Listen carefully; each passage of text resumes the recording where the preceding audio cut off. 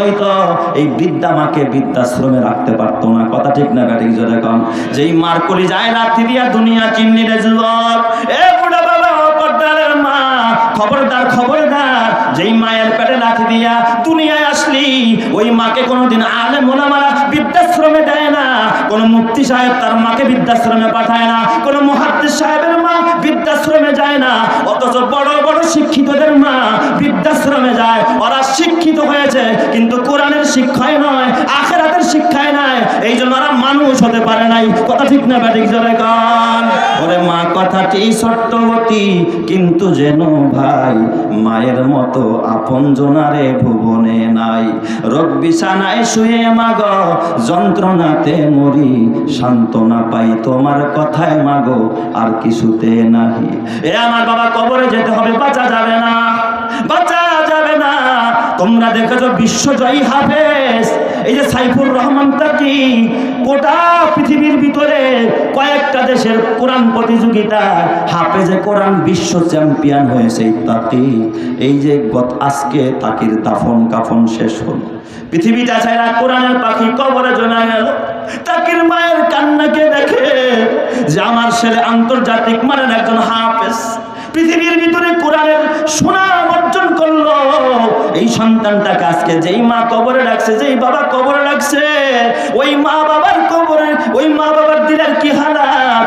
অন্তত তাকির মায়ের এক পর্দা পড়া অডিও কল দেখলাম, সে বলতে চায় আমার কোনো আফসোস নাই, আমার কোনো আফসোস নাই। কারণ একটাই হলো কিয়ামতের ময়দানে আমি যদি আল্লাহকে আল্লাহ যদি জিজ্ঞাসা করে কি নিয়ে কবরে আসছো, আমি বলবো আল্লাহ কিচ্ছু আনতে পারি নাই, তবে তকির মতো একজন হাফেজকে আমি জন্ম দিয়েছি। আমি মা এই উসিলায় যেন নাজাত পাওয়া যায়, আমি মা এই উসিলায় যেন কবরে গিয়ে শান্তি পাই। এ বাবা দুনিয়ার সম্পদ তোর কাজে আসবে না, গাড়ি বাড়ি ক্ষমতা কাজে আসবে না, তোর নারী কাজে আসবে না, তোর জাগতিক শিক্ষা কাজে আসবে না, তোর কাজে আসবে বাবা কোরআনের শিক্ষা, কাজে আসবে তোর দান খয়রাত। এ যুবক তাই না, তোমরা কি দেখো না আমার বাড়িও শরীয়তপুর, এই শরীয়তপুরের নড়িয়া একজন অধিবাসী আবুল কালাম ভাই পথচারী মেট্রো রেলের নিচ দিয়া শুধু হাঁটাহাঁটি করতেছিল। এ বাবা 7 ঘন্টা স্ট্যাটাস দিয়েছে যে আপাতত যদি জীবন থেকে পালায়া যেতে পারতাম তাইলে মনে হয় একটু ভালো থাকতাম। আল্লাহ তাআলা কবুল করে ফেলাইছে। 4 দোকান থেকে পানি টানিয়া একটা সিসি ক্যামেরার ভিডিও দেখলাম, মাত্র কয়েক সেকেন্ড আগে 4 দোকান থেকে গ্লাসে করে একটু পানি পান করছে। হাঁটতে হাঁটতে মেট্রো রেলের নিচে গেছে, উপরে উঠবে, মেট্রো রেলে করে আসেনি, তার গন্তব্যে যাবে। কিন্তু আল্লাহ জানেন আজরাইল যে ওই জায়গায় রেডি করে রাখছে, মেট্রো রেলের নিচে প্যারিং পেট পইরা ওই জায়গার ভিতরে যে আবুল কালাম মারা যাবে সে জানে না। অথচ আবুল কালামকে আপনারা চিনেন না, আমার দেশি মানুষ আমি যতটা চিনি আপনারা জানেন না। এই আবুল কালামরা 10 ভাই বোন, ওর 6টা ভাই। আবুল কালামের 4 বোন, মোট 10 ভাই বোন। আবুল কালামের বাবা একজন কোরআনের হাফেজ। এই বাবাটা অল্প বয়সেই তার বাবা মারা যায়। সন্তানগুলো হওয়ার পরে সর্বশেষ ছোট সন্তান ছিল এই আবুল কালাম। আবুল কালাম এতিম হয়ে যায়, তার বাবা দুনিয়াতে নাই। এই ছোট্ট বাচ্চাটা কত কষ্ট কইরা, এতিম বাচ্চা পড়াশোনা কইরা মানুষ হয়। এ যুবক ভাই এখন একটু সুখ পাইছে, 2টা বাচ্চা, একটু চাকরি কইরা চাইছিল সুখের একটা নির্গর্বের শহরের ভিতরে অথবা নারায়ণগঞ্জের ভিতরে। কিন্তু আল্লাহ যে আজরাইল ওই জায়গায় রাইখা দিছে, ওখানেই জন্মরণ হবে, গন্তব্যেও যাইতে পারবে না। বাবা তোমার আমার জানা নাই, এই সুখের বাড়ির সাথে যাবে না, গাড়ি যাবে না, নারী যাবে না, টাকা যাবে না, পয়সা যাবে না, সব তোমার পরে থাকবে। কথা ঠিক না ব্যাঠিক জনে কান? এই দুনিয়াতে তুমি যতই করো আমার আমার, চোখ বুঝেই দেখো লাগবে তোমার শুধু যে আধার। যাদের প্রেমেতে তুমি গো আজ হলে দিওয়ানা, এরা জেনে নাও কেউ কবরের সাথী হবে না। যাদের প্রেমেতে তুমি গো আজ হলে দিওয়ানা, এরা জেনে নাও কেউ কবরের সাথী হবে না। কেউ বনি ইসরায়েলকে সমূলে বিনাশ করে দেবে, নিপাত করে দেবে। মুসা নবী ঘুমায়, কিন্তু মুসা নবীর একজন অভিভাবক আছে, গার্জিয়ান আছে। আওয়াজ দেয়া বলতে হবে ওই গার্জিয়ানের নাম কি? আমার আল্লাহ কি ঘুমায় নাকি? দুনিয়ার কেউ যেটা দেখে না ওটাও দেখেন যিনি, তিনি কে? দুনিয়ার কেউ যেটা পারে না ওটাও পারেন কে? দুনিয়ার কেউ যেটা শুনে না ওইটাও শুনতে পান যিনি, চিল্লায় বলবেন তিনি কে? ফেরাউনের এই চক্রান্ত সম্পর্কে আমার আল্লাহ জানে কি জানে না? আমার আল্লাহ জিব্রাইলে পাঠায় দেয়, ও জিব্রাইল কই রে, জলদি যা, আমার বন্ধু হযরতে মূসা খবর নাই, রাতের বেলায় অতর্কিত হামলা চালায়া মূসা এবং তার সদল বল সব ধ্বংস করে দিবে। আমার কালিম আমার মূসাকে জানায় দে, আমার মূসা যেন বনি ইসরায়েলদেরকে নিয়ে রাত্র শেষ হওয়ার আগে আগে রাতের আধারেই যেন এই এলাকা ছাইরা হিজরত করে। চিৎকার মেরে কন্যা আল্লাহু আকবার। আগে থেকে কোনো প্রস্তুতি আছে? হঠাৎ খবর, জিবরাইল আইসা খবর দিছে, মূসা পয়গম্বর মুহূর্তের মধ্যে উম্মতদেরকে নিয়ে রওনা করছে। এ আমার বাবা, আল্লাহর পয়গম্বর মূসা হাঁটতে হাঁটতে হাঁটতে হাঁটতে বাহিনী নিয়ে যখন রওনা, যাইতে যাইতে এমন একটা স্থানে গিয়া পৌঁছালেন, সামনে নদী, ডাইনেও নদী, বামেও নদী, পিছনে ফেরাউনের বাহিনী। তাফসীরের কিতাবের মধ্যে লেখে, ওরা যে অস্ত্র শস্ত্র নিয়া পিছন থেকে ধাওয়া করতেছিল, মূসা পয়গম্বরের উম্মতেরা বনি ইসরাইলেরা তাদের পায়ের আওয়াজ পর্যন্ত তাদের কানে আসতেছিল। জোরে কন্না আল্লাহু আকবার। কানে আওয়াজ আসতেছে, এই যে বাহিনী আসতেছে। মূসা পয়গম্বর তিনি তো একা, তিনি তো পয়গম্বর, আর বনি ইসরাইল প্রায় লক্ষাধিক বনি ইসরাইল। পয়গম্বর মূসা সামনে গিয়া দেখলেন লৌহিত সাগর, নীল দরিয়া। এই লৌহিত সাগরটা সামনে পাচ্ছে, ডাইনেও নদী বামেও নদী, ছোট খাল না যে সাঁতার কাটা পার হয়ে যাবে, ছোট নদীর একটা সাগর, লৌহিত সাগর। মূসা পয়গম্বর ওই সাগরের পারে যখন দাঁড়াইলেন, এবার লক্ষাধিক মানুষ একযোগে বলে উঠল, ক্বালা আসহাবু মূসা ইন্না লামুদরাকুন।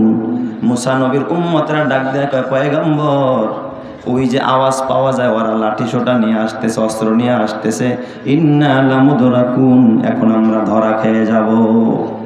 1 লক্ষ মানুষ থেকে আওয়াজ আসছে, ধরা খেয়ে গেছে। সামনেও নদী, ডানেও নদী, বামেও নদী, পিছনে ফেরাউনের বাহিনী, বাঁচার কোনো রাস্তা নাই। তার মানে সব মানুষ একদিকে, মূসা নবী একা আর একদিকে। এই লক্ষাধিক মানুষের মোকাবেলায় পয়গম্বর মূসার ঈমান দেখেন। পয়গম্বর মূসা ডাক দিয়ে বলেন, ক্বালা কাল্লা, কখনো না, কখনো না, কাল্লা ইন্না মাইয়া রাব্বি সায়াহদিন। তোরা ভয় পাইস না, চিন্তা করিস না, আমাদের সাথে আল্লাহ আছে, আমার আল্লাহ আমাদেরকে রাস্তা দেখাবে। চিৎকার মেরে কন্না আল্লাহু আকবার। ঈমানের পথে অবিচল থেকে আমার মরণ যেন হয়, ঈমানের পথে অবিচল থেকে আমার মরণ যেন হয়। তোমারই কাছে মিনতি আমার, তোমারই কাছে মিনতি আমার, মহামহিম দয়াময়। ঈমানের পথে অবিচল থেকে আমার মরণ যেন হয়, ঈমানের পথে অবিচল থেকে আমার মরণ যেন হয়। প্রতিদিন মিথ্যের মুখোমুখি হয়, বেদিন ফাসেকেরা করে হইচই, আজাজিল এসে গোমরাহি সুর গানে করে তুলে মোহময়।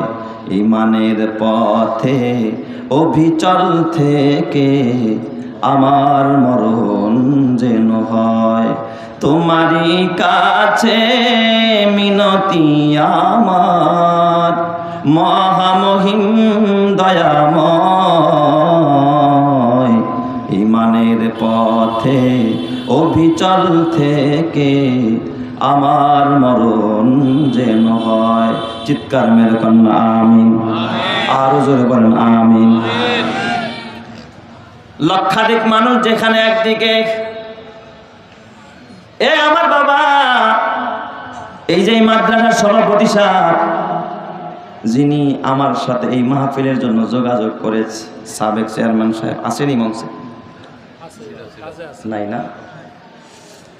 এ আমার বাবা, উনি যদি বলেন সব মানুষ একদিকে যায়, উনি একা একদিকে যায়, টিকতে পারবো?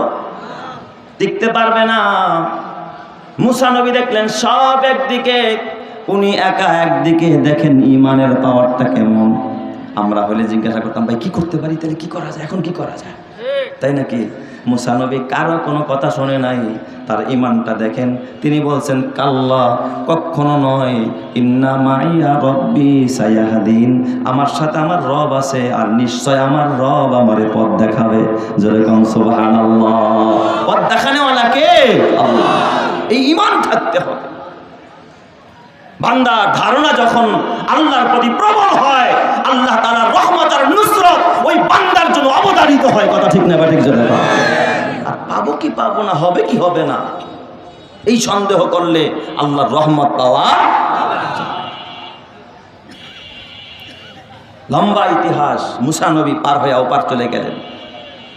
এই দিক দিয়া ফেরাউনের বাহিনী মনে করছে রাস্তা তো আমার জন্য হয়েছে, আমার জন্য হয়েছে, ফাঁক দিয়া মনে হয়। মুসা নবী কাম সারছে তার দল বল নিয়া। ওরা যখন নামছে, পানির মাঝামাঝি যখন গেছে, আল্লাহ তাআলা পানিকে আদেশ করেছে সাবেক বহাল, আগে যেমন ছিল তেমন হয়ে যা। আল্লাহ তাআলা ওই লোহিত সাগরের মধ্যে ফেরাউন এবং তার সকল বাহিনীকে সদল বলে ইঁদুরের মতো চুবিয়ে আল্লাহ শেষ করে দিয়েছে। সুবহানাল্লাহ। ওই আল্লাহ এখনো আসে না নাই? আমার কিন্তু এই ঘটনা বলা মাকসাদ না, ইমানি শক্তি বলা মাকসাদ। যেই আয়াত পড়েছি আল্লাহ বলে ইয়ারফাইল্লাহুল্লাযীনা আমানু মিনকুম, তোমাদের মধ্যে যারা ঈমানদার তাদের মর্যাদা বাড়ায় দিবেন কে? আল্লাহ। দুই শ্রেণীর মানুষের মর্যাদা আল্লাহ তাআলা বাড়ায় দিবেন। এক শ্রেণীর মানুষ হলো আল্লাহ বলেন ইয়ারফাইল্লাহুল্লাযীনা আমানু মিনকুম, তোমাদের মধ্য থেকে যারা ঈমানদার তাদের মর্যাদা আল্লাহ তাআলা বাড়ায় দিয়েছে। আর দুই নম্বরে আরেক শ্রেণীর মানুষ, তাদের মর্যাদা আল্লাহ বাড়ায় দিয়েছে ওয়াল্লাযীনা উতুল ইলমা দারাজাত, যাদেরকে ইলম দেওয়া হয়েছে, যারা আলেম হয়েছে, আল্লাহ তাআলার কোরআনের ইলম যাদের সিনায় রাখা হয়েছে, তাদের মর্যাদা আল্লাহ তাআলা আকাশচুম্বী বানায় দিয়েছে। সুবহানাল্লাহ। তো ঈমানদারের মর্যাদা সবচাইতে বেশি, এরপরে দুই নম্বরে একজন আলেমের মর্যাদাও সবচাইতে বেশি। কথা ঠিক না বা ঠিক জায়গা? এ আমার বাবা, মুসা পয়গম্বর পার হয়ে যখন ওপার গেলেন, এ আমার বাবা, মুসা পয়গম্বর সিনাই উপত্যকায় সেখানে যাওয়ার পর আল্লাহর পয়গম্বর খবর পাইলেন সব বনি ইসরায়েলদেরকে নিয়ে যখন সিনাই উপত্যকার মধ্যে বা ময়দানে তিহ ও বলা হয়, আপনি ময়দানে তিহ বলেন অথবা সিনাই উপত্যকা বলেন, ওই জায়গায় যখন অবস্থান করতেছিলেন আল্লাহর পয়গম্বর শুনতে পাইলেন ফিলিস্তিনটা আমালেকা কওমে আমালেকার লোকেরা দখল করে নিয়েছে। ফিলিস্তিন নবীদের আবাসভূমি, আবাসস্থল, এটাকে দখল করে নিয়েছে কারা? কওমে আমালেকা। এরা হলো সবচেয়ে খারাপ একটা জাতি, সবচেয়ে এই জাগতিক দুনিয়ার ভিতরে সবচেয়ে উশৃঙ্খল আর বিশৃঙ্খল একটা জাতি কওমে আমালেকা তৎকালীন যুগের। মুসা নবী কয়, আল্লাহর নির্দেশ আসছে, মুসা একটা কাজ করো, এই বনি ইসরায়েলদেরকে নিয়ে এই কওমে আমালেকার বিরুদ্ধে লড়াই করো আর এই ফিলিস্তিনকে বিজয় করো। নবীদের পুণ্যভূমি, নবীদের আবাসস্থল, পবিত্র জায়গাকে তুমি মুক্ত করে দাও। জোরে কোন সুবহানাল্লাহ। নবীরা যুদ্ধ করে, লড়াই করে কার নির্দেশে? আরো জোরে বলেন না কার?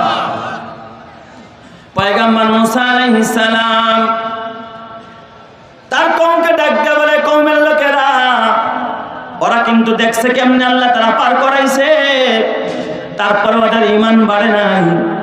মুসা নবী ডাক দিয়া কয়, চলো আমরা সবাই মিলে এক যুগে আমরা ওই কওমে আমালেকার বিরুদ্ধে হামলা চালাবো। ওই কওমে আমালেকারা জমিনের মধ্যে বিশৃঙ্খলা করতেছে, মানুষদেরকে খুন করে, এমন কোনো অত্যাচার আর অবিচার নাই, জুলুম নাই যারা জমিনের মধ্যে ঘটায় না। এদের বিরুদ্ধে লড়াই করার জন্য আল্লাহ নির্দেশ দিয়েছে। তখন এই দুষ্ট বনি ইসরাইলেরা কি জবাব দিয়েছিল নবী মূসাকে? ওরা তখন বলল, কি বলল? ইজহাব আনতা ওয়া রাব্বুকা, ও মূসা তুমি যাও আর তোমার খোদা যাক, দুইজনে যাও। ইজহাব আনতা ওয়া রাব্বুকা ফাকাতিলা ওয়া ইন্না হাহুনা কাঈদুন। মূসা তুমি আর তোমার খোদায় গিয়া লড়াই করো, আমরা এখানে থাকি। জোরে কর নাউজুবিল্লাহ, আরো জোরে কর নাউজুবিল্লাহ। মূসা আমাকে দাওয়াত দাও, তুমি আর তোমার খোদায় যাও, আমরা এখানে থাকি। বলেন তো এই কথা বলার দ্বারা আল্লাহ তাআলা তাদের প্রতি খুশি হয়েছে না বেজার? আল্লাহ নাখুশ হয়ে গেছে। এই জন্য আল্লাহ তাআলা তাদেরকে ওই জায়গায় আবদ্ধ করে দিলেন। ঘুরে ফিরে যতই ঘুরে রওনা করে এই জায়গা পার হয়ে আরেক জায়গায় যাবে। সকাল থেকে হাঁটতে হাঁটতে সন্ধ্যায় গিয়া দেখে যেখান থেকে রওনা করছে ওই জায়গার মধ্যেই গিয়ে আবার পৌঁছেছে। এই জন্য এই ময়দানটাকে ময়দানে মানে ইয়াতিহুন, তারা একেবারে হয়রান হয়ে দিকভ্রম হয়ে এখান দিয়েই ঘুরতেছিল। দীর্ঘদিন ওই জায়গার মধ্যে আল্লাহ তাআলা তাদেরকে এই হালাতে রাখছে। লম্বা ইতিহাস। ওই জায়গায় দীর্ঘদিন পর হযরতে মূসা আলাইহিস সালামের ইন্তেকাল হয়ে গেছে। মূসা নবীর ইন্তেকালের পর আল্লাহ তাআলা আরেকজন মানুষকে নবী বানাইলেন। তিনি হলেন হযরতে ইউশা ইবনে নুন। ওই নবীর নাম কি? ইউশা। নবীর নাম ইউশা ইবনে নুন, যিনি মূসা নবীর সফর সঙ্গী ছিলেন। খিজির আলাইহিস সালামের কাছে যখন মূসা নবী গেছেন, সাথে কারে নিয়ে গিয়েছিলেন? ইউশা ইবনে নুন। কেউ কেউ বলছে তার ভাগিনা হয়। সুবহানাল্লাহ, যেরকম সফর মূসা নবীর কি হয়? ভাগিনা, মামু ভাগিনার সফর আর কি। ইউশা ইবনে নুনকে আল্লাহ তাআলা কি দিয়া দিলেন? নবুয়ত দিয়া দিয়েছে। আল্লাহর পয়গম্বর ইউশা ইবনে নুন। একটু ফ্যানের বাতাসটা কি লাগে না? হযরতে ইউশা উনি যখন নবী হইলেন, উনি তখন এই কওমে আমালেকার বিরুদ্ধে তার উম্মত নিয়ে যখন লড়াই করার মনস্থ করলেন, হযরতে ইউশা ইবনে নুন যখন লড়াই করলেন, যুদ্ধ করলেন, আল্লাহ তাআলা ইউশা ইবনে নুনের হাতে গোটা ফিলিস্তিনের ভূমিটাকে মুসলমানদের হাতে ফিরাইয়া দিলেন। জোরে কোন সুবহানাল্লাহ। তো এই ভূমিটাকে আবার মুক্ত করলেন, আজাদ করলেন। পবিত্র জায়গাকে আল্লাহ তাআলার নির্দেশে আবার মুক্ত করলেন। যেই নবী, ওই নবীর নাম কি? হযরতে ইউশা ইবনে নুন আলাইহিস সালাম। তিনি যখন এই জায়গা মুক্ত করলেন, এখন তো এই জায়গাটা পরিচালনা করতে হবে, তাই চালাইতে হবে না? খালি কি দেশ স্বাধীন করলেই হয় নাকি? পরিচালনার জন্য তো দক্ষ লোক দরকার আছে না নাই? যদি দক্ষ লোক না থাকে তাহলে যা হওয়ার তা তো আপনারা চোখেই দেখতেছেন। কথা কয় না? ইউশা ইবনে নুন আলাইহিস সালাম উনি চিন্তা করলেন, ইসলামের ঈমান দ্বারা এই দেশ বিজিত হয়েছে, এখন চালাইতে হবে ঈমানি বলে নাকি শক্তির বলে, অস্ত্রের বলে না বিদেশি প্রভুদের বলে? কয় না না, ঈমানি বলে। কয় ঈমানি বলে চালাইতে হলে বিভিন্ন জায়গায় জায়গায় কাজী নিযুক্ত করতে হবে, বিচারপতি নিযুক্ত করতে হবে, আলেম ওলামা যারা দিন বোঝে, কোরআন বোঝে, ইসলাম বোঝে, যারা আল্লাহ চিনে, আখেরাত চিনে, তাদেরকে কাজীর দায়িত্ব দিতে হবে, বিচারপতির দায়িত্ব দিতে হবে। আমাদের দেশে যেমন ইউনিয়ন করে ভাগ করা, এই ইউনিয়ন তিনি এক চেয়ারম্যানে দেখাশোনা করে, আরেক ইউনিয়ন আরেক চেয়ারম্যান, এইভাবে না?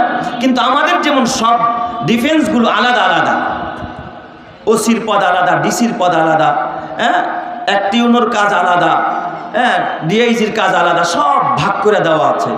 চেয়ারম্যানের কাজ আলাদা, মেম্বারের কাজ আলাদা। কিন্তু তৎকালীন তো এইভাবে করে বিভক্ত ছিল না। তখন উনি এই দেশকে সুন্দর পরিচালনার জন্য কাজী বানায়া দিলেন, যে এই এলাকাটা তুমি চালাইবা, এই এলাকাটা তুমি বিচার করবা, যত দায়িত্ব সব কাজ তুমি একাই করবা। এরকমের কাজী নিযুক্ত করলেন হযরতে ইউশা ইবনে নুন আলাইহিস সালাম। কাজী রাইসা যখন ইসলাম মোতাবেক দেশ পরিচালনা আরম্ভ করে দিল, এটা অনেকের কাছেই বরদাস্ত হয় না। আশেপাশের সবাই এ নিয়ে সমালোচনা, কতক্ষণে এই ইসলামী স্টেটটাকে ভেঙে দিবে, যে মোল্লারা এগুলো চালাবে, এটা সহ্য করা যায় না। যেমনটা বর্তমানে আপনারা দেখতেছেন আফগানের ব্যাপারে। বলেন তো, আফগান অতীতের তুলনায় এখন ভালো চলতেছে না খারাপ? অনেক ভালো। কোরআনের শাসন যেই আফগানে, এখানে নারীদেরকে পর্দার কথা বলা হয়, এ নিয়ে দেখবেন মিডিয়াগুলো নানা রকমের অপপ্রচার চালায়। মোল্লাদের একটু বদনাম করার জন্য, ইসলামী স্টেটের একটু বদনাম করার জন্য। কিন্তু কপাল পরা মুসলমান, ভালো করে দিল দিয়ে কথাগুলো বুঝবেন আমি কেন এইদিকে আলোচনা বাড়াইলাম। কিন্তু ওরা পারে নাই। ওরা একযোগে সমালোচনা করতে করতে করতে করতে চতুর্দিকের কিছু পত্তলিকেরা হযরত ইউসা ইবনে নুন আলাইহিস সালাতু ওয়াস সালামের যে কাজীর প্রথা চালু ছিল, কিছুদিন পরে হযরত ইউসা ইবনে নুন ইন্তেকাল করে। নবীর ইন্তেকালের পর যখন জমিনটা নবী শূন্য হয়ে যায়, বরকত শূন্য হয়ে গেছে, এবার কাজীদের উপরে এসে ওরা হামলা চালায় পত্তলিকেরা। ওরা আইসা এই কাজীর স্টেটটাকে, এই কাজীর ব্যবস্থাপনাটাকে ওরা একেবারে ভঙ্গুর করে দেয়, নস্যাৎ করে দেয়। জোরে কন্না নাউজুবিল্লাহ। আসল মাকসাদ হলো ইসলামের বিজয়কে ঠেকানো। কথা ঠিক না ব্যাঠিক? জোরে কর। এই দিক দিয়ে আমার বাবা ইউসা ইবনে নুন ইন্তেকালের পর উনি যাদেরকে কাজী বানাইছিলেন, এই কাজীদের ভিতরে একজন কাজীর নাম হযরত শামুইল। জোরে কর, নাম কি? শামুইল। এই শামুইল নামে একজন নবী, কোরআনুল কারীমের ভিতরে 25 জন নবীর ভিতরে একজন নবীর নাম হযরত শামুইল আলাইহিস সালাতু ওয়াস সালাম। উনিও তখন কাজী ছিলেন, উনি তখন নবুয়ত পায় নাই।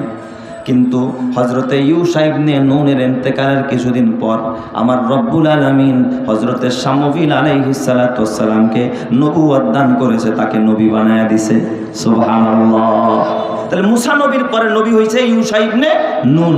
ইউসা ইবনে নুনের পরে নবী হইছে কে? হযরতে শামুইল আলাইহিস সালাম।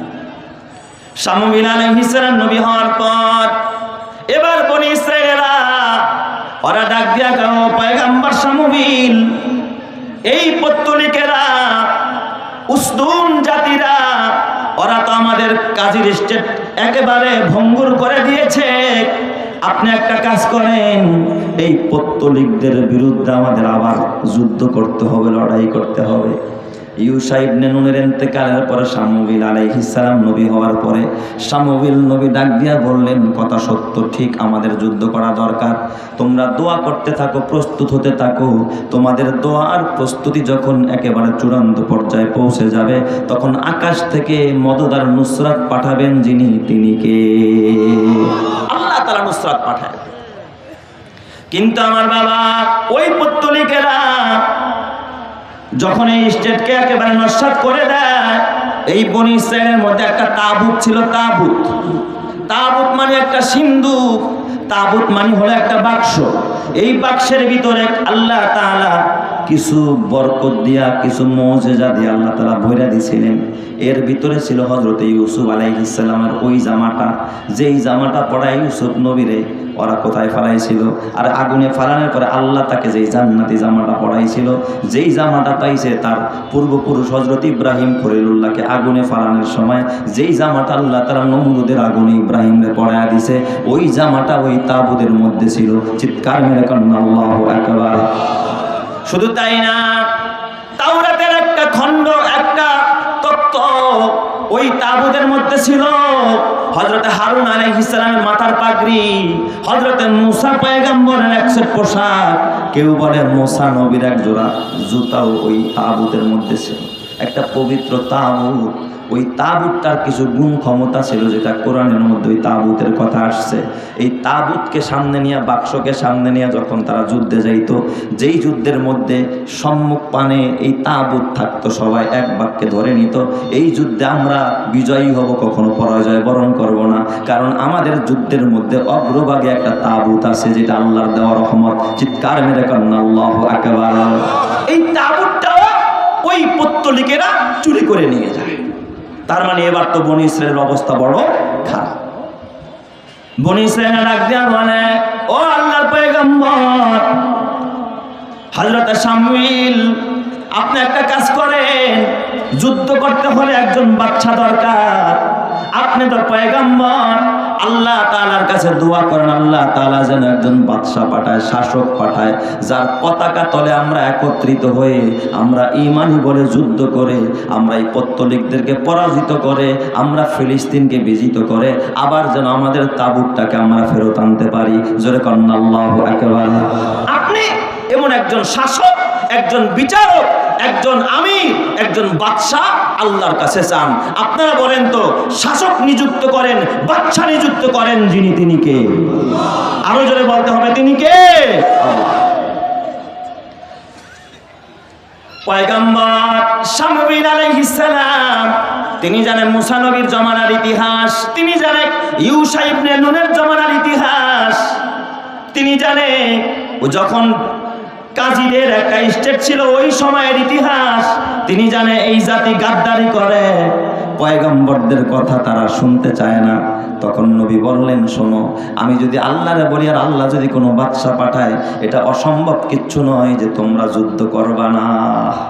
আল্লাহ বাদশা পাঠাইলো, বাদশায় যদি কয় চলো যুদ্ধ করি, তখন তোমরা কই যাইবা না? যুদ্ধে যাইবা না, কারণ মুসা নবীর ডাকেই তোমরা কি দাও নাই? সাড়া দাও নাই। এই কথা বলার পর ওরা কয়, কি করেন আপনি? যুদ্ধ করবো না মানে? আমাদেরকে বের করে দিয়েছে, আমাদের সন্তান হত্যা করেছে, অবশ্যই আমরা যুদ্ধ করবো।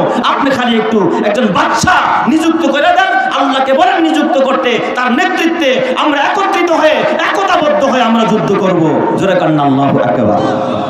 আমাদের মধ্যে কিছু বাইরে এখন কয় এই হুজুররা খালি এক হইতারে না।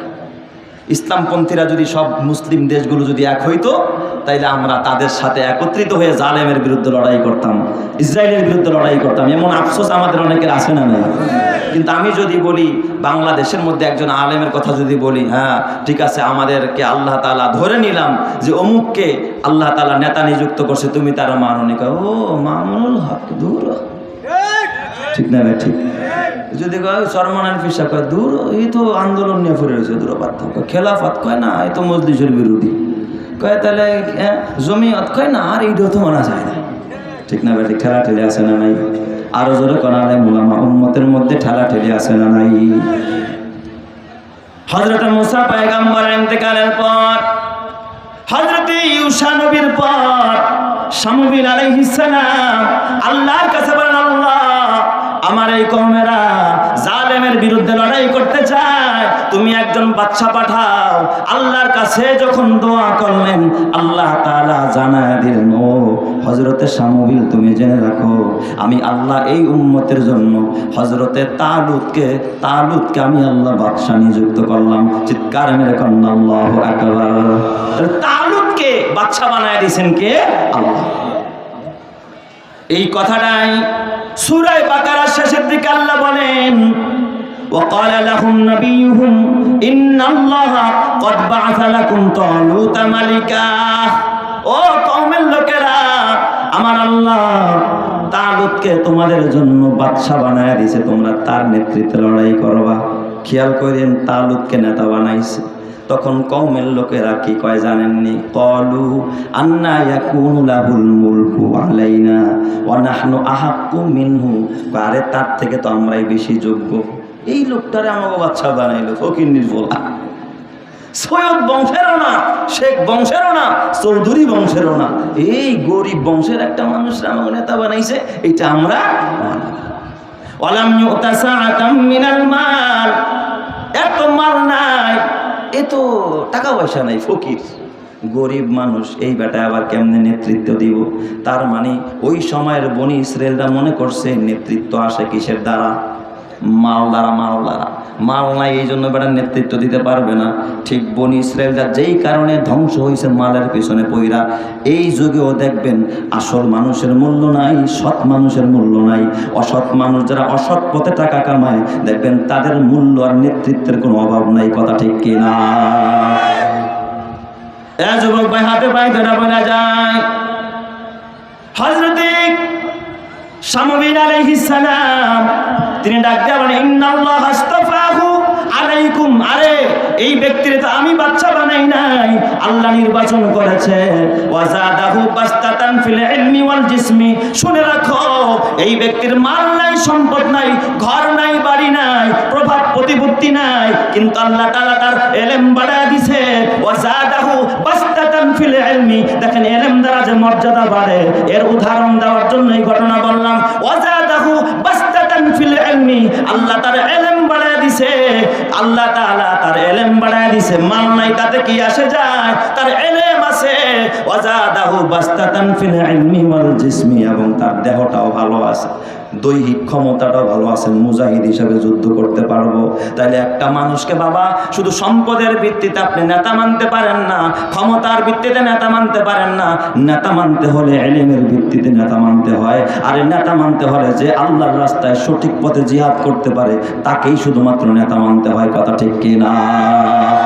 ওয়াজাদাহু বাসতাতান ফিল ইলমি ওয়াল জিসমি। এ আমার বাবা, খবরদার খবরদার, হযরত শামুইল আলাইহিস সালাতু ওয়াস সালাম যখন এই কথাগুলো বললেন, ওরা ডাক দিয়া কয়, এই তালুতকে যে আল্লাহ বাদশা বানাইছে, ও শামুইল আমরা মানি না, আমরা নিদর্শন চাই। এটা তুমি বানায়া কইতেছো, বানায়া, এই যে আমাকে বাদশা এটা মানি না, এর আলামত চাই, নিদর্শন চাই। হযরত শামুইল ডাক দিয়া বলেন, ওয়াকালা লাহুম নাবিয়ুহুম ইন্না আয়াতা মুলকিহি আইয়াতিয়াকুমুত তাবুত। ওই যে তাবুতটা সিনায় নিয়েছিল পত্তলিকেরা, আল্লাহ তাআলা এই হযরতে তালুতের বাসার সামনে আল্লাহ তাআলা ফেরেশতা দিয়া তোমাদের সামনে আবার সেই তাবুতকে ফিরাইয়া দিবে। সুবহানাল্লাহ। ফিহি সাকিনাতুম মির রাব্বিকুম, এর মধ্যে আছে তোমাদের রবের পক্ষ থেকে প্রশান্তি। ওয়াবাকিয়াতুম মিম্মা তারাকা আলু মুসা ওয়া আলু হারুন, এবং এই তাবুতের মধ্যে আছে মুসা আলাইহিস সালাম এবং হারুন আলাইহিস সালামের রেখে যাওয়া নিদর্শন। এই তাবুতকে তাহমিলুহুল মালাইকা, ফেরেশতারা বহন করে আবার তাবুতের বাসার সামনে নিয়ে আসবে। কেমনে এই তাবুতটা আসলো? তাফসীরের কিতাবে লেখে, এই তাবুত যখন ওই পত্তলিকেরা চুরি করলো, ওরা প্রথমে তাবুতটাকে নিয়ে মন্দিরের মধ্যে রাখছে। আল্লাহ তাআলার কুদরতের কারিশমা দেখেন, যেই মন্দিরে ঢুকাইছে, মন্দিরের মধ্যে আল্লাহ এমন মহামারী দিয়ে দিছে, প্রত্যেকটা মূর্তি ভাইঙা একবারে চূর্ণ বিচূর্ণ হইয়া জমিনের মধ্যে গড়াইয়া পড়ে গেছে। জোরে কোন সুবহানাল্লাহ। ওরা মন্দির থেকে নিয়ে কয় তাইলে গোয়াল ঘরে ঢুকা, গোয়াল ঘরে ঢুকাইছে, গরুর মধ্যে এমন রোগ হইছে, সকালবেলা উঠে দেখে গরু মইরা পচা গন্ধ বের হয়ে গেছে। কয় ঢুকা আসতে মানে উঠ মরে গেছে। ঢুকা শস্য খেতে, শস্য খাত পুইরা শেষ হয়ে গেছে।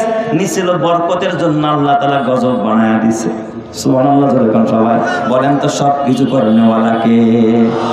এবার ওই পত্তলিকেরা মিটিং করছে, না রে এই তাবুত রাখলে সব মইরা শেষ, কি করা যায়? কয় তাবুতরে ফালায়া দে। কয় কেমনে ফালাম? কয় একটা গরুর গাড়িতে উঠায়া দে, এই গাড়ি নিরুদ্দেশে চলতে থাকুক, যেখানে খুশি সেখানে নিয়ে যাবে। একটা গরুর গাড়িতে উঠায়া দিছে। সকালবেলা ওই দিক দিয়া দুইজন ফেরেশতা আইসা গাড়িটারে তাকায়া তারা হাঁকায়া হাঁকায়া ওই যে তালুত যারে আল্লাহ বাদশা বানাইছে তার বাড়ির সামনে এনে লাগায়া দিছে। চিৎকার মেরে কন্যা আল্লাহু আকবার।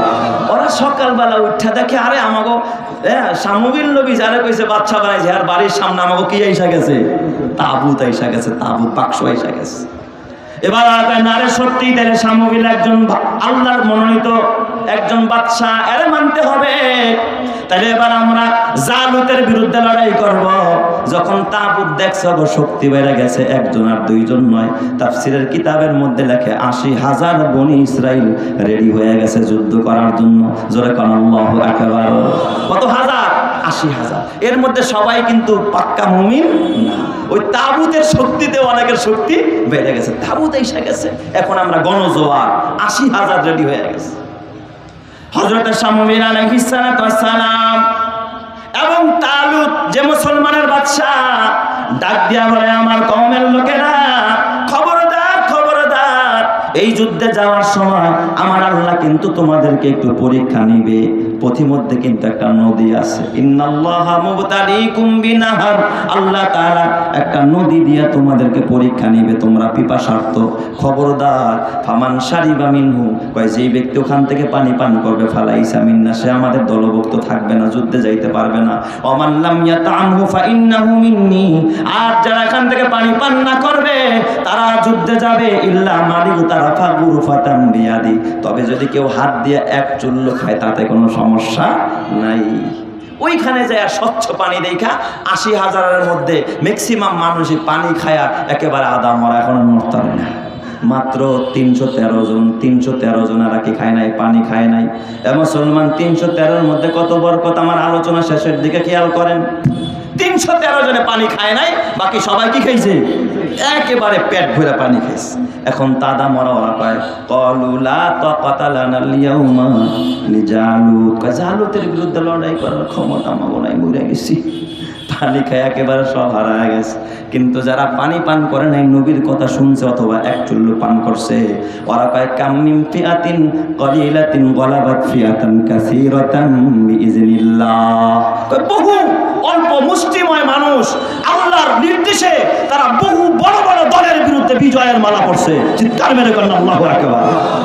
আমরা 313 জন লড়াই করব, 313 জনের কাফেলা।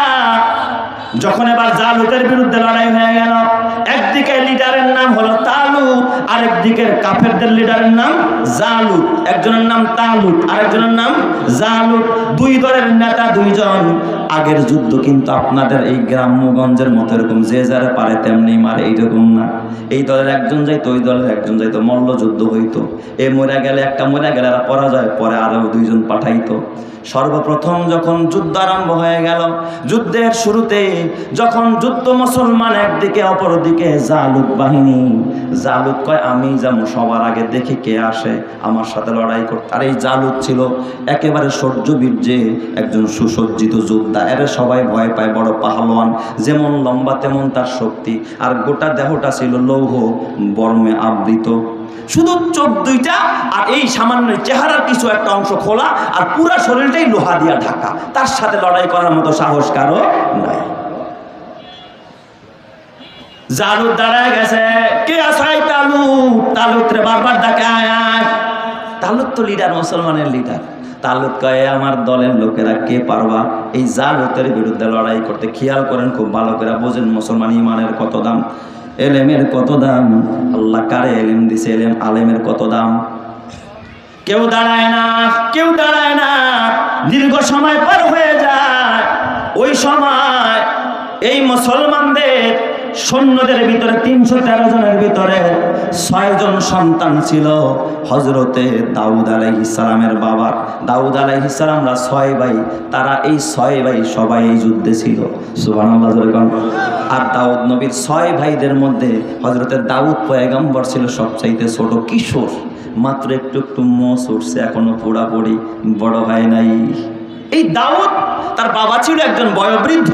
কয় আব্বা তোমরা এই 5 ভাই যাও, আর দাউদ তুমি থাকো, তুমি আমার খেদমত করো।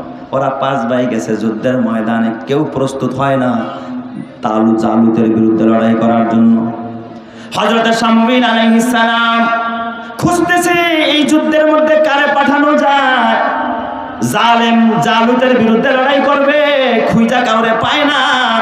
হঠাৎ হযরত শামউইল ডাক দিয়া কয় এই শোনো, দাউদ নামের কেউ এখানে আসেনি? কয় না না, দাউদ নামের কাউরে পাওয়া যায় না। তখন তার ভাইরা ডাক দিয়া বলে আমার ওই ছোট্ট ভাই দাউদ, সে তো আমার বাবার খেদমত করতেছে। এক বর্ণনা আসছে দাউদ নবী, তখন তার দাউদ নবীরে তার বাবায় ডাক দিয়া কয় বাবা কিরে, তোর ভাইরা যে 2 দিন আগে যুদ্ধে গেল এখনো আসে না, যা তো ভাই, বাবা তুই একটু খবর নিয়ে আয়, তোর ভাইগো কি অবস্থা, বাইসা আছে না মরে গেছে। দাউদ নবীরে বাবায় একা একা পাঠায় দিছে ওই বাহিনীর খবর নেওয়ার জন্য। হযরত দাউদ পয়গম্বর ছোট্ট মানুষ, কিশোর মানুষ, আল্লাহর নবী তখন নবুয়ত পায় নাই। দাউদ নবী যখন রাস্তা দিয়ে যায়, কিছু দূর যাওয়ার পর এক জায়গায় দেখে একটা টিলার ভিতরে পাথর। দাউদকে ডাক দেখা, ও দাউদ, ইয়া দাউদ তাল হিনায় দিকে আসো। ও দাউদ, পাথরটা আমাকে নিয়ে যাও, ছোট্ট একটা পাথর, এই পাথরটাই ডাক দিয়া বলে আমার নিয়ে যাও, সামনে তোমার উপকারে আসবে। সুবহানাল্লাহ। সবাই দাউদ নবী কয় কিরে পাথরে কথা কয়, পাথরটা খুইলা ব্যাগের মধ্যে রাখছে। কিছু দূর যাওয়ার পর দেখে আরেকটা পাথর ডাক দেখো, ও দাউদ আমারেও নিয়ে যাও, তোমার কাজে আসবে। দাউদ নবী ওই পাথরটাকেও ব্যাগে বসছে। সামনে যায় দেখা আরেকটা পাথর ডাক দেয়া কয়, ও দাউদ কোথায় যাও, এদিকে আসো, আমার ব্যাগে করে নিয়ে যাও, কাজে আসবে। একে একে 3টা পাথর নিয়ে হযরত দাউদ পয়গম্বর রওনা করলেন যুদ্ধের ময়দানে। যখন ময়দানে দাঁড়াইলেন, হযরত শামউইল যখন তাকাইলেন, দাউদ নবীর অন্যান্য ভাইরা কয় যে আমার ছোট্ট ভাই দাউদ যারা আপনি খুঁজতেছিলেন, চেহারার দিকে তাকায়া হযরত শামউইল বুঝা ফেলাইছে আর চেহারায় নূরের নবুয়ত আছে। কারণ নবীরাই নবী চেনে, বাটপারে বাটপার চেনে, আল্লাহওয়ালার আল্লাহওয়ালা চেনে। কথা ঠিক না? ঠিক জোরে কর। শামুয়েল ডাক দিয়া বলে, এই দাউদ তুমি কি পারবা? তখনও সে নবী না, কয় দাউদ তুমি কি পারবা এই জালুত জালেমের বিরুদ্ধে, জালেমরা হত্যা করতে? ডাক দিয়া বলে, ও পয়গম্বর শামুয়েল আপনি চিন্তা করবেন না, আপনি আমার অনুমতি দেন। কয় তাইলে শোনো, এই যে আমার হাতের ব্যবহৃত তরবারিটা তুমি নিয়ে যাও। আমি তাকেই বলছিলাম, একটা হলো দৈহিক শক্তি আর একটা হলো ইমানি শক্তি। হযরত দাউদ ডাক দেয়া কয়, ও গো আল্লাহর পয়গম্বর শামুয়েল, এবং তালুতরা ডাক দেয়া কয়, ও মুসলমানদের বাদশা তালুত, আপনার তরবারি আমার দরকার নাই, আমি খালি হাতেই যুদ্ধ করব, খালি হাতেই লড়াই করব। কেমনে করবা? কয় আমার ব্যাগের মধ্যে পাথর আছে, এই জালেমকে হত্যা করার জন্য তরবারি লাগবে না, আমার একটা ছোট্ট পাথরই যথেষ্ট হয়ে যাবে। চিৎকার মেরে কান্না আল্লাহু আকবার। দাউদ নবী সামনে গিয়া ছোট্ট একটা পাথর বের কইরা শুধুমাত্র বলছে বিসমিল্লাহি আল্লাহু আকবার। সুবহানাল্লাহ বলবেন না সবাই? একটু জোরে কান্না আল্লাহু আকবার। বিসমিল্লাহি আল্লাহু আকবার বলে যখন মারস, ওই জালুত জালেমের চোখ দিয়া ঢুকছে, পিছন দিয়া বের হয়েছে, মাথার মগজ যা ছিল সব বের করে ফেলছে, এক পাথরেই ধরাশায়ী হয়ে গেছে, জায়গার মধ্যে পড়ে ইন্তেকাল করেছে। যখন তাদের লিডার শেষ হয়ে গেছে, লক্ষ লক্ষ জালেম জালুতের বাহিনী ওই ময়দান ছাইরা পালাইতে বাধ্য হয়েছে। চিৎকার মেরে কান্না আল্লাহু আকবার। এ মুসলমান, এত বড় বিশাল যুদ্ধ, এটা কিন্তু অস্ত্র দিয়া হয় নাই। বলেন তো কিসের বলে হয়েছে? এই জোরে বলেন, কিসের বলে হয়েছে? ঈমানের বলে। আমার আল্লাহ তাআলা যখন ওই সময়ের ভিতরে কিছুদিন পর হযরত শামুয়েলের ইন্তেকাল হয়ে যায়, বাদশা এবার তালুত তখন ডাক দেয়, দাউদ রে তুমি তো একজন ভালো মানুষ, ও দাউদ আমার একমাত্র কন্যা, এটা আমি তোমার হাতে তুলে দিতে চাই। ওই তালুতের মেয়েটা বাদশার মেয়ে বিয়া দিয়া দিছে কার কাছে? হযরত দাউদের কাছে। আল্লাহ তাআলা বলে, আমি আল্লাহ ওই দাউদকে ওই সময় আমি আল্লাহ নবুয়ত দান করে দিলাম। শুধু নবুয়ত দিলাম তা না, আল্লাহ তাআলা পৃথিবীর জমিনে নবীদের ভিতরে সর্বপ্রথম বাদশা হযরতে দাউদ পয়গম্বরে বানায়া দিলেন। চিৎকার মেরে কান্না আল্লাহু আকবার। এটা কিন্তু ঈমান দ্বারা হয়েছে রে বাবা। এই জন্য যদি ঈমানের অধিকারী হও তোমারও দাম বেড়ে যাবে, যদি ইলমের অধিকারী হও তোমারও দাম বেড়ে যাবে। আর যদি ঘরে ইঞ্জিনিয়ার ঢুকাও, ঘরে যদি ডাক্তার ঢুকাও, ব্যারিস্টার ঢুকাও, দাম বাড়বে কিনা আমি জানি না। দুনিয়ায় সামান্য দাম পাইতে পারবা, বলবে ইঞ্জিনিয়ারের বাবা, বলবে ডাক্তার সাহেবের বাবা, বলবে মন্ত্রী সাহেবের বাবা, বলবে ওসি সাহেবের বাবা, কিন্তু কবরে গেলে 2 পয়সার লাভ হবে না। কবরে যাওয়ার পরে যদি বলে এটা হাফেজের বাবা, আলেমের বাবা, এটা মুফতি সাহেবের বাবা, এটা নবীর বাবা, নবীর চাচা, নবীর ভাই, হাফেজের সহযোগী, কিয়ামতের ময়দানে এই পরিচয় তোমাকে জান্নাতে নিয়ে যাবে। কথা ঠিক না বেঠিক? জোরে কর। এই জন্য আমার বাবা হাতে পায়ে ধরে বলা যায়, সন্তানকে ইঞ্জিনিয়ার বানাও বাধা নাই, ডাক্তার বানাও বাধা নাই, ব্যারিস্টার বানাও বাধা নাই। আমার বাবা গো, গত 2 দিন আমার প্রোগ্রাম ছিল উত্তরবঙ্গে। প্রথম দিন ছিল দিনাজপুর, দ্বিতীয় দিন ছিল আমার রংপুর। আজকে কিন্তু রংপুর থেকে ফ্লাইটে নব এয়ারে আপনাদের এখানে এসেছি। বহু দূর থেকে কষ্ট করে আসলাম। ওখানে যাওয়ার পর আমি এমন এক বাস্তব ঘটনার সম্মুখীন হইলাম। সারাদিন গতকাল কোনো কাজ ছিল না, রেস্ট নিছে। আমারে বিভিন্ন জায়গায় ঘুরাইতে নিয়ে গেছে ওখানকার আলেম ওলামারা। কয় হুজুর আজব একটা কবর দেখবেন নি? আমি বললাম নিয়ে চলেন। কোথায়? আমারে নিয়ে গেছে এক অ্যাটর্নি জেনারেলের মায়ের কবর দেখাইতে। ছেলে অ্যাটর্নি জেনারেল, মানে বড় আইনজীবী। বড় আইনজীবী যারা মানুষকে আইন শিখায়, দেশের আইন শিখায়, কিভাবে চলবেন, কিভাবে চলা দরকার, আইন শিখায়, আইন প্রণয়ন করে যারা, একজন অ্যাটর্নি জেনারেল, বড় একজন আইনজীবী, তার মায়ের কবর। আমি বললাম আরে আলেমের কবরের কাছে নাই, নাম অ্যাটর্নি জেনারেলের মায়ের কবরের কাছে কি, এর মধ্যে কি কারামাত আছে? আমার ডাক দিয়া বলে, ওস্তাদ তা না, কেন আপনাকে এনেছি শোনেন। এই মহিষী নারী, তার ঘরে 2টা মাত্র সন্তান, তার একটা ছেলে একটা মেয়ে। ছেলেটাও প্রবাসে, সেই দেশেও প্র্যাকটিস করতেছে। অ্যাটর্নি জেনারেল, বড় একজন আইনজীবী, আইন প্রণেতা যারা আইন বানায়। তার মেয়েটাও বিদেশে কানাডার বাড়িতে। এই মহিলাটা দীর্ঘ 5 বছর যাবৎ বৃদ্ধাশ্রমে ছিল, দেখার মতো মানুষ ছিল না। অথচ ছেলে ওই জায়গার মধ্যে সিটিজেনশিপ পাইছে, মেয়েও পাইছে, মায়ের খবর নেওয়ার মতো কোনো মানুষ নাই। মাঝে মাঝে নাকি কিছু টাকা পাঠাইতো। শুনছি গুলশান এলাকার এক আভিজাত এক বৃদ্ধাশ্রমে নাকি তার মাকে রাখতো। ওই বৃদ্ধাশ্রমে ইন্তেকাল করেছে। একজন মা ইন্তেকালের পরে আমি বললাম তাহলে এখানে দাফন করলো কারা? আমাদের এলাকার আলেম ওলামারা ঢাকায় গিয়া এখানে দাফন করেছে, হয়তো অ্যাটর্নি জেনারেল কিছু টাকা পাঠাইছে। আমি হাতে পায়ে ধরে বলি, রে বাবা, সন্তানরে বড় শিক্ষিত বানাইছো, কিন্তু মানুষ বানাইতে পারো নাই। সন্তান শিক্ষিত হয়েছে, ইঞ্জিনিয়ার হয়েছে, ডাক্তার হয়েছে, ব্যারিস্টার হয়েছে, আইনজীবী হয়েছে, কিন্তু মানুষ হতে পারে নাই। কথা ঠিক না ব্যাঠিক জোরে গান? যদি মানুষ হইতো এই বৃদ্ধা মাকে বৃদ্ধাশ্রমে রাখতে পারতো না। কথা ঠিক না ব্যাঠিক জোরে গান? যেই মার কলি যায় রাত্রি দিয়া দুনিয়া চিন্নি রে যুবক, এ বুড়া বাবা, পর্দার মা, খবরদার খবরদার, যেই মায়ের পেটে লাথি দিয়া দুনিয়ায় আসলি, ওই মাকে কোনোদিন আলেম ওলামারা বৃদ্ধাশ্রমে দেয় না, কোন মুফতি সাহেব তার মাকে বৃদ্ধাশ্রমে পাঠায় না, কোন মুহাদ্দিস সাহেবের মা বৃদ্ধাশ্রমে যায় না।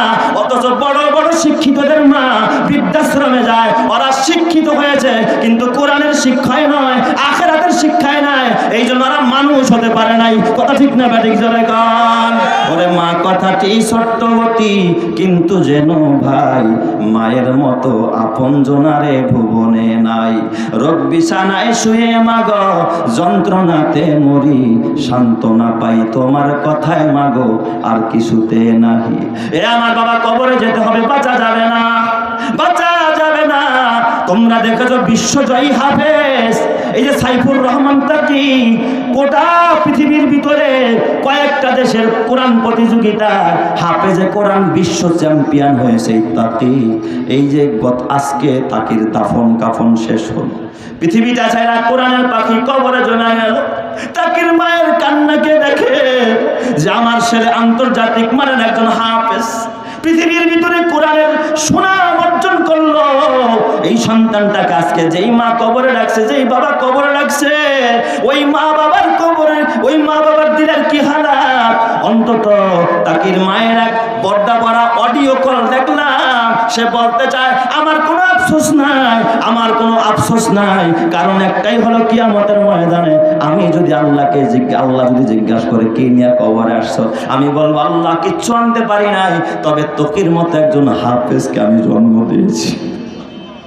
আমি মা এই উসিলায় যেন নাজাত পাওয়া যায়, আমি মা এই উসিলায় যেন কবরে গিয়ে শান্তি পাই।